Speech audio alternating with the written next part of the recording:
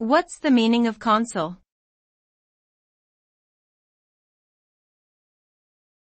Consul.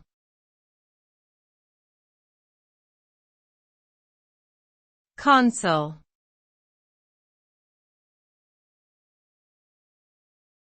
Consul.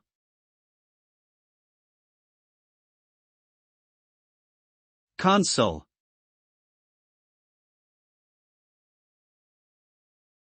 The term consul has multiple meanings depending on the context in which it is used.